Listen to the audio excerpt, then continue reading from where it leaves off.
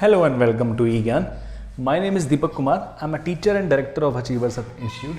So I'm back again with another video, and this is video number 2 of the series that we have started recently. This is video number 3 of number system. So the language will be both English and Hindi, and we will see some more formulas that we started, and after that we will do some questions of number system which are important. So let us just start.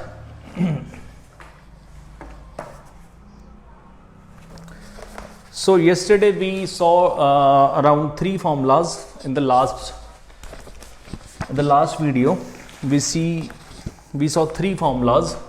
The first one was for sum of n consecutive natural numbers, first n natural numbers, and the second one was for n even natural numbers, and the third formula was for first n odd natural numbers. Okay,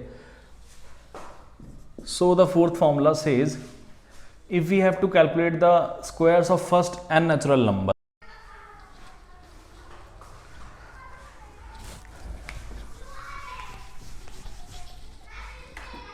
okay तो fourth formula क्या कहता है? Fourth formula कहता है कि अगर आपको एक सीरीज गिवन है और पहले n नेचुरल नंबर्स का सम अगर हमें निकालना है 1 square plus 5 square plus 6 square, मान लो यहाँ तक हमें निकालना है, तो अगर n हम ले रहे हैं, ठीक है, मान लो हम n वैल्यूज़ लेते हैं, पहले n नेचुरल नंबर का स्क्वायर, n की वैल्यू यहाँ 6 हो गई, तो फॉर्मूला हो गया n into n plus 1 into 2n plus 1 by 6, 6 into 6 plus 1 into 2 into 6 plus 1 by 6, 6 into 7 into 13, ठीक है, 13 7 जा 19.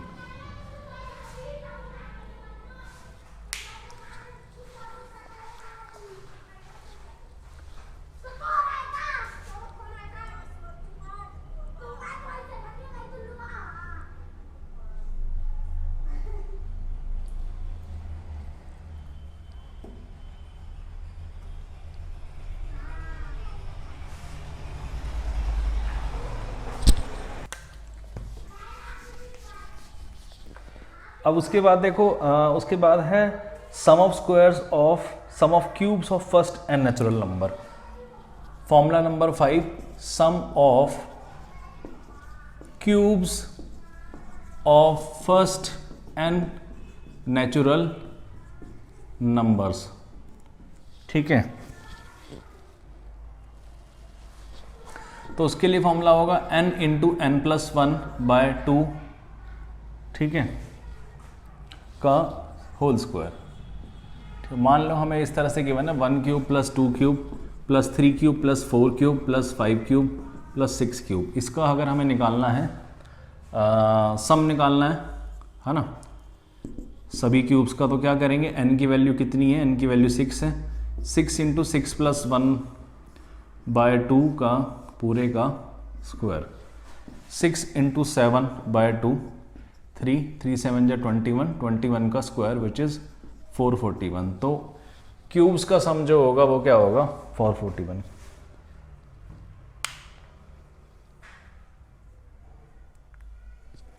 उसके बाद जो फॉर्मूला आ रहा है वो एपी वाला फॉर्मूला आ रहा है, ठीक है.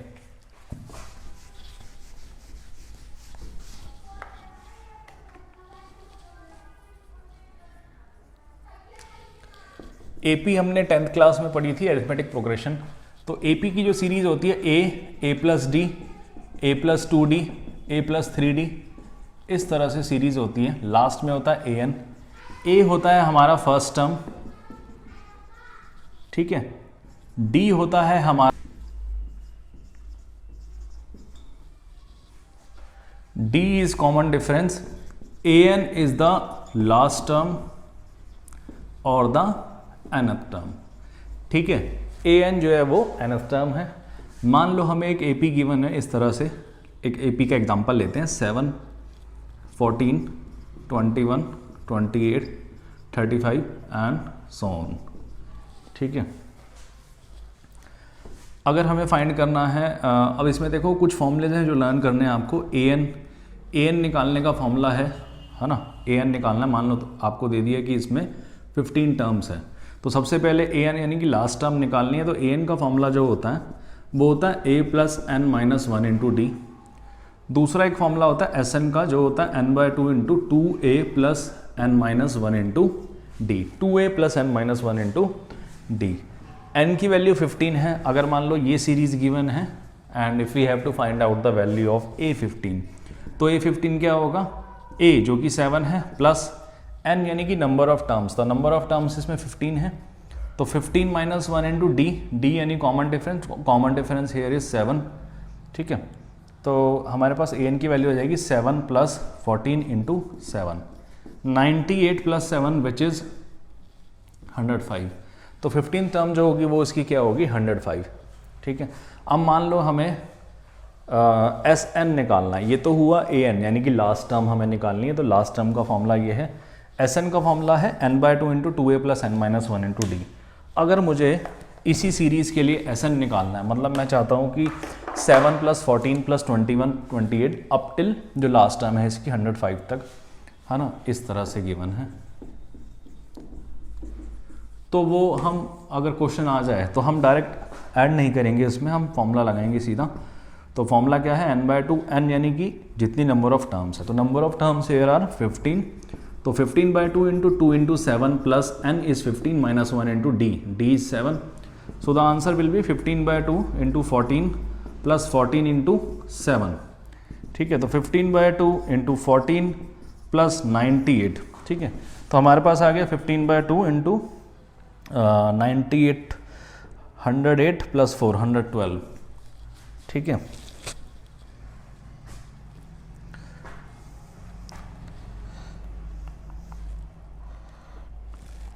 फिर इसको मल्टीप्लाई कर देंगे तो 56 आ गया, ठीक है।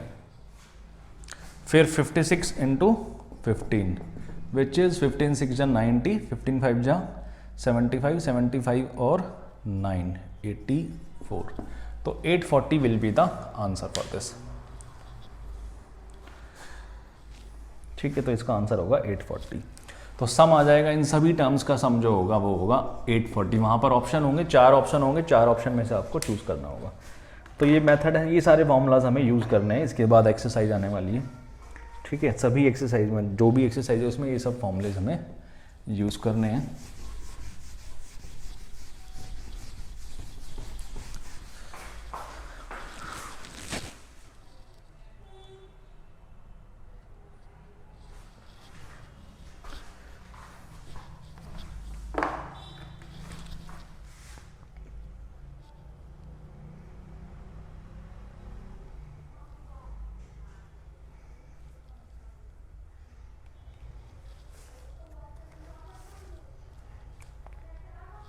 चलो उसके बाद सीधे एक्सरसाइज पे आ जाते हैं। उसके बाद कुछ एग्जाम्पल क्वेश्चंस हैं। जो बुक अभी मेरे पास है, जो बुक मैं अभी एट प्रेजेंट रेफर कर रहा हूँ, it is SSC combined graduate level tier 1 examination 2012, edition है बाय नीरज श्रीवास्तव, ठीक है।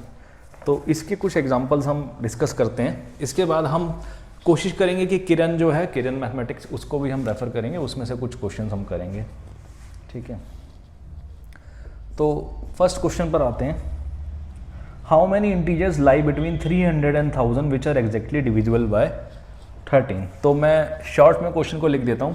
क्वेश्चन में ये कह रहा है कि वो ये कह रहा है कि कितने इंटीजर्स होंगे जो लाई करेंगे 300 और 1000 के बीच में, विच आर डिविजिबल बाय 13, है ना।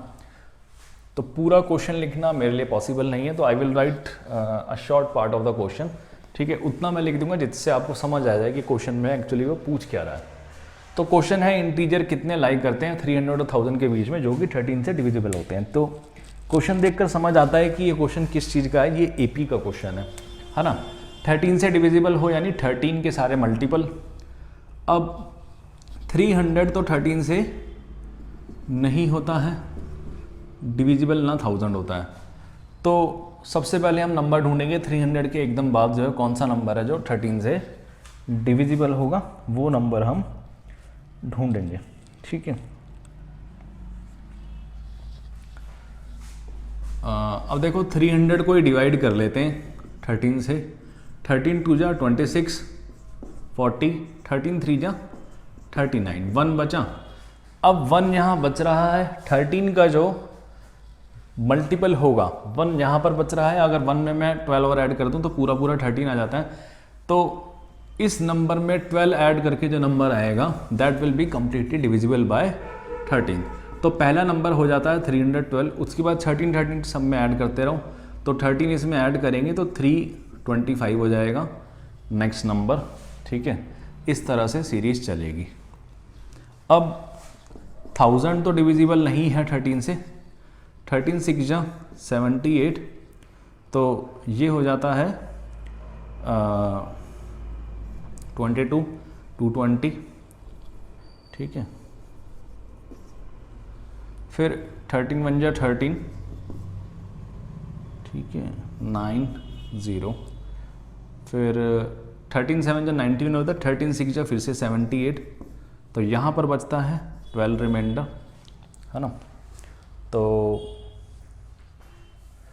नेक्स्ट जो नंबर होगा वो कौन सा होगा, 12 यहाँ रिमाइंडर है ना। तो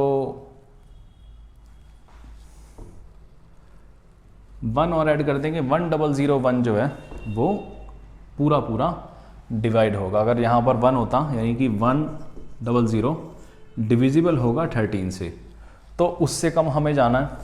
ठीक है, तो 1000 में से 12 सब्ट्रैक्ट कर दो, ये रिमाइंडर बच रहा है ना, इसको सब्ट्रैक्ट कर दो तो 988 जो होगा that will be divisible by 13। ठीक है, लास्ट नंबर 988 है, तो an हमारा 988 हो गया। a हम मान लेते हैं 312, d निकाल लेंगे 325, निकालने की जरूरत नहीं, 13 से डिविजिबल पूछा है तो 13 ही हो गया। an हमें मिल गया हमारा 988। हमें फाइंड क्या करना है, n फाइंड करना है ना। क्या फाइंड करना है, n, कितने नंबर ऑफ टर्म्स हैं इसमें। तो कैसे फाइंड करेंगे, an का फॉर्मूला लगाएंगे। an का फॉर्मूला होता है a + n-1 × d, जो कि है 988। an की वैल्यू हमें पता है 988 है, a है हमारा 312 प्लस में n-1 × d, d इज 13, 988। अब 312 will be carried on the left hand side, so we will have 13 into n-1, so here we will have 6 7, 9 minus 3 is 6, 676। ठीक है, 676 by 13 इक्वल टू n-1। तो इसको जब करेंगे 13 5 जा 65, 13 2 जा 26, n की वैल्यू मेरे पास आ जाएगी, 1 इधर जाएगा तो 53 हो गया। यानी कि इसके बीच में कितनी टर्म्स लाई करेगी, 53। 300 से 1000 के बीच में 53 टर्म लाई करेगी। अब वहाँ पर इसको आपको जो है, ये तो मैंने आपको एक्सप्लेन करा, तो आपको बहुत फास्ट करना है इस क्वेश्चन को, क्योंकि you will not have much time to do this, so you have to keep it short, है ना। और रफ वर्क जो है, रफ पेज जो आपको मिलेगा उसमें आपको सिर्फ आंसर निकालना है ना। ऑप्शन टिक करने हैं तो उसमें आपने क्या लिखा है, कैसे लिखा है, वो मैटर नहीं करेगा। आपका फाइनल आंसर जो है, जो आप टिक करेंगे वो मैटर करेगा। ठीक है, फिर नेक्स्ट क्वेश्चन आ रहा है। नेक्स्ट क्वेश्चन देखते हैं, क्वेश्चन नंबर 2। तो क्वेश्चन नंबर 2 कह रहा है, अगर एक इस तरह से सीरीज है 1 - 2 इंटू 1 - 1/3 इंटू 1 - 1/4 इंटू 1 - 1/5। ठीक है, 4 तक ही दिया इन्होंने, है ना। और लास्ट में है 1 - 1/n। ठीक है, तो उसका क्या वैल्यू, उसकी फाइनल वैल्यू क्या होगी ये हमें फाइंड करना है। तो 1 - 1/2 इज़ 1/2, फिर 1 - 3 इज़ 2/3, फिर 1 - 1/4 इज़ 3/4, फिर यहाँ पर आ जाएगा 4/5। इसी तरह से चलते रहेंगे। अगर एक और वैल्यू होती तो यहाँ पर क्या आ जाएगा, यहाँ पर आ जाएगा n-1/n। तो हम ये देख रहे हैं कि ऊपर जो है n-1 आ रहा है और नीचे n आ रहा है, तो इसकी जो फाइनल वैल्यू होगी वो क्या होगी, 1/n। सब आपस में कैंसिल हो जाएंगे। ठीक है, जहाँ तक हम कैरी करेंगे, जैसे अगर यहाँ भी 5/6 है तो वो भी कैंसिल हो जाएंगे। लास्ट में नीचे का सिर्फ डिनोमिनेटर बचेगा। अब डिनोमिनेटर n की जो भी वैल्यू हम लेंगे तो वहाँ तक वो कैरी होगा, इसलिए इसका जो फाइनल आंसर होगा वो होगा 1/n। ठीक है, फिर नेक्स्ट क्वेश्चन है, I hope this question is clear to everyone. Next question जो है क्वेश्चन नंबर 3, वो क्या कहता है, find the difference between place value and face value of, question number 4 है एक्चुअली ये।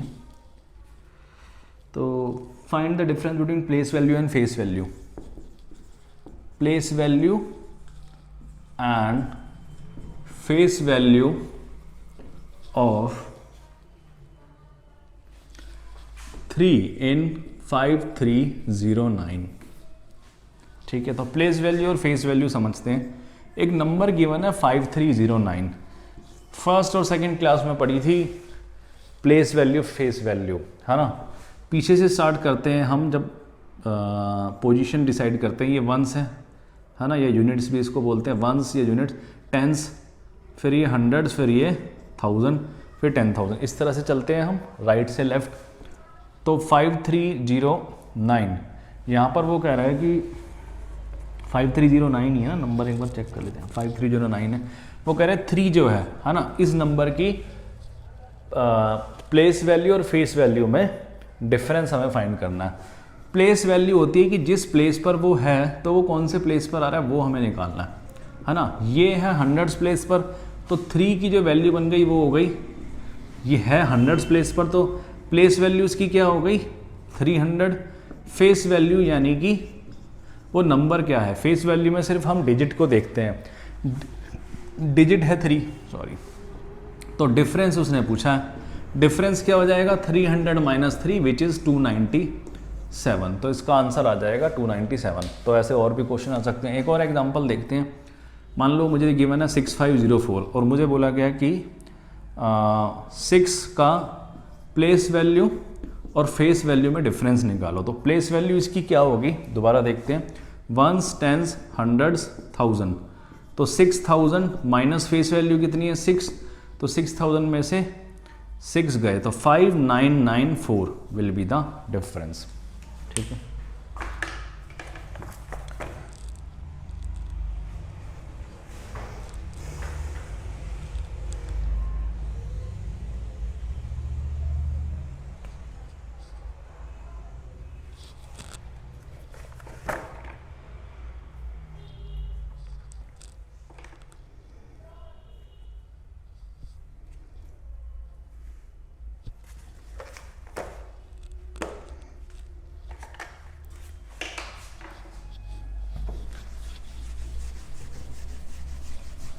उसके बाद देखो एक क्वेश्चन है, क्वेश्चन क्या कहता है, क्वेश्चन नंबर 6 है ना, इस बुक का question number 6।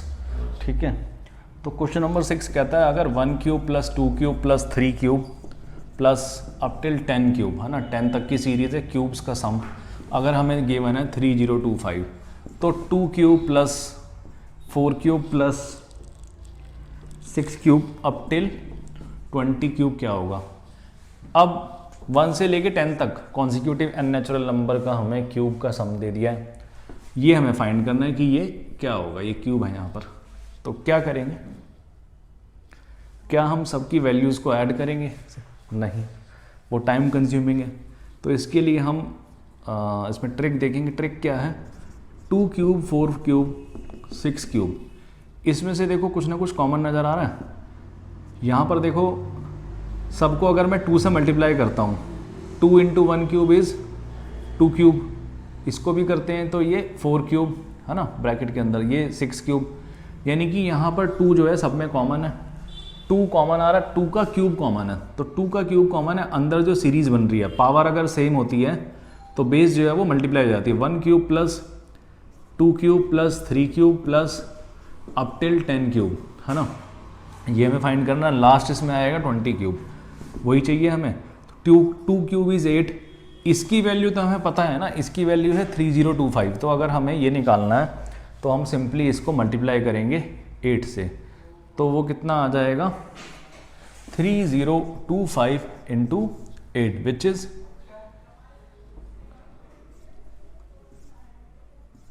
24200, 24200 will be the answer.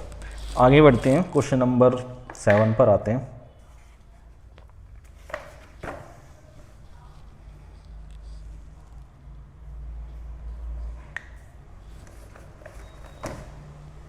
तो क्वेश्चन नंबर 7 जो है ये भी काफ़ी इंपॉर्टेंट क्वेश्चन है, ये कई बार आया है एसएससी के एग्ज़ाम में।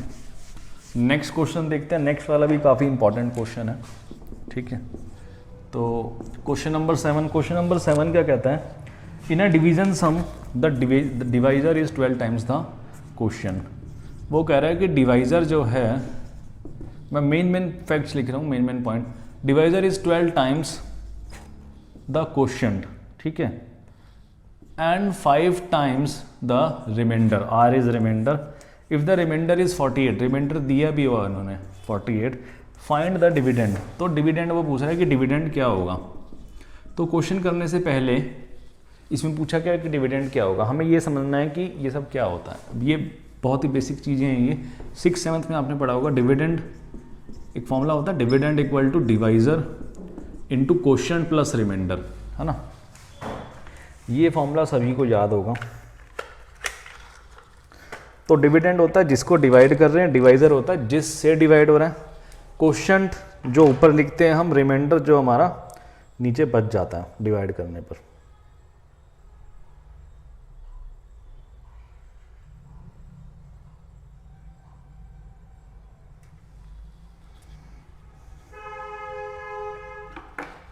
ठीक है, तो उसने दिया हुआ है कि जो डिवाइजर है वो 12 टाइम्स है क्वोशिएंट के। अब क्वोशिएंट उसने ऑलरेडी दे दिया है, क्वोशिएंट नहीं दिया, सॉरी, रिमाइंडर दे दिया है, ठीक है।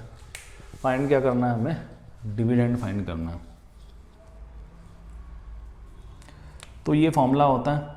अब सबसे पहले डिवाइजर का उसने बताया हुआ खुद ही कि जो डिवाइजर है हमारा, है ना, डिवाइजर हमारा 12 क्यू हो गया, 12 टाइम्स क्यू यानी 12 क्यू, और वो 5 टाइम्स रिमाइंडर के भी है। अब रिमाइंडर है कितना, 48, तो डिवाइजर निकाल सकते हैं यहाँ से। डिवाइजर हमारे पास क्या आ गया, 48 इंटू 5 विच इज़ 240, है ना। तो 12 क्यू इक्वल टू 240, क्योंकि ये और ये सेम चीज़ के इक्वल है। क्यू की वैल्यू आ जाएगी 240/12, 20 आ गया, है ना। अब पूछा क्या है, डिविडेंड, तो इस फॉर्मूले में हम पुट कर देंगे।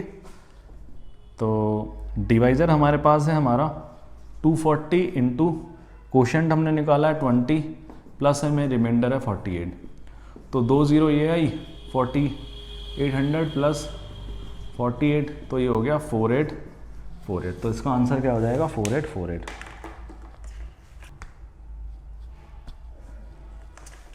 ओके, तो आज की वीडियो में सिर्फ इतना ही रखते हैं। We will come back with another video. So if you haven't subscribed to the channel, please subscribe to the channel so that you keep receiving notification for upcoming videos.